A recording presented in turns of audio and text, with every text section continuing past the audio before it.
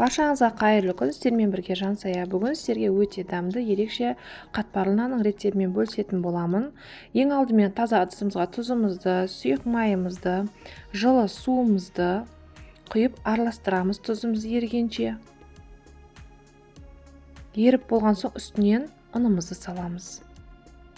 Каналыма тіркелмеген болсаңыз, каналыма тіркеліп, осы видеоның соңына дейін үзбей көруіңізді сұраймын. Жақсылап араластырып, жұмсақ қамыр илейміз. Қазақша каналдың дамуына септігіңіз тигізіп, осы видеоны достарыңызға, туысқандарыңызға жіберіп бөлісуді ұмытпаңыз.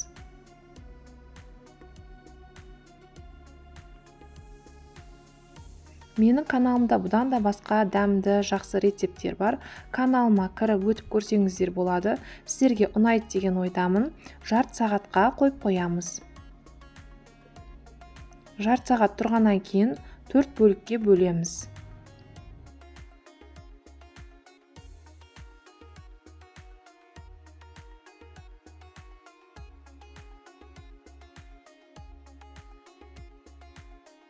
Менің каналымда неше түрлі дәмді рецепттер бар. Каналыма өтіп кіріп көрсеңіздер болады. Дәмді пирогтардың рецепттері бар. Дәмді неше түрлі пахлаваның рецепті бар.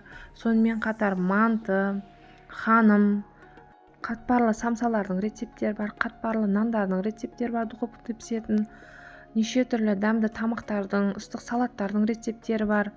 Каналыма өтіп кіріп көріңіздер.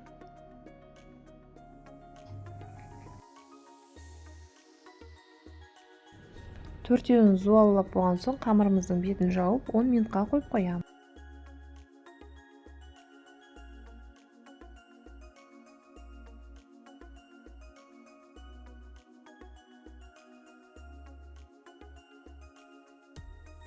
Әр қамырымызды ұнның көмегімен домалақ етіп, үлкен етіп жайып аламыз. Жұқа етіп жаямыз қамырымызды.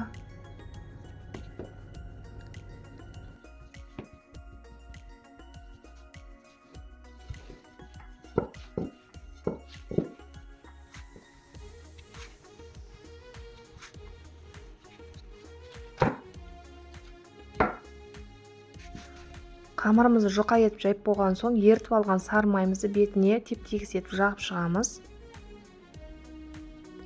Жағып болған соң, қамырымызды бір шетінен бастап ораймыз. Екі жағын бірдей етіп ораймыз.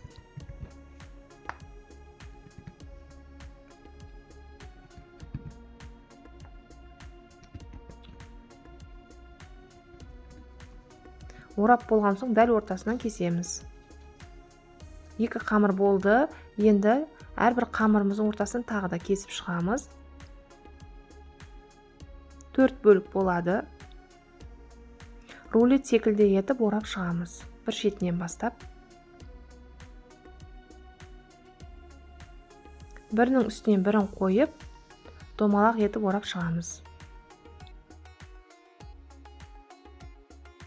Қазақша каналдың одан ары дамуына септігіңіз тигізіп, менің каналыма тіркеліп, сонымен қатар осы видеоны достарыңызға, туысқандарыңызға жіберіп бөлісуді ұмытпаңыз. Сонымен қатар осы видеоны соңына дейін көріп, каналыма тіркеліп алыңыз.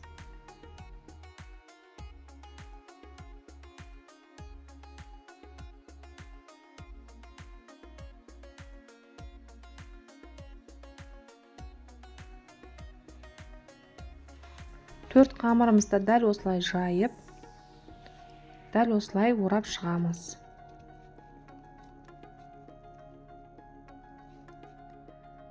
Жиырма минутқа мұздатқышқа қойып қоямыз.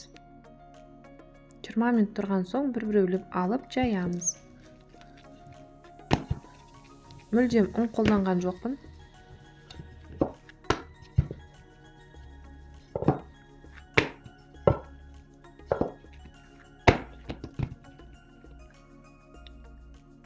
Бір жұмыртқаның сарысына бір ас қасық сүтімізді құйып, араластырып, бетіне теп-тегіс етіп жағып шығамыз.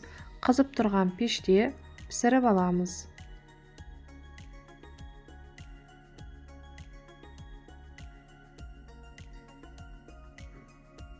Каналыма тіркелмеген болсаңыз, міндетті түрде тіркеліп алыңыз. Сонымен қатар видеоның соңына дейін үзбей көргеніңіз үшін рахмет. Міндетті түрде жасап көріңіз, ас болсын.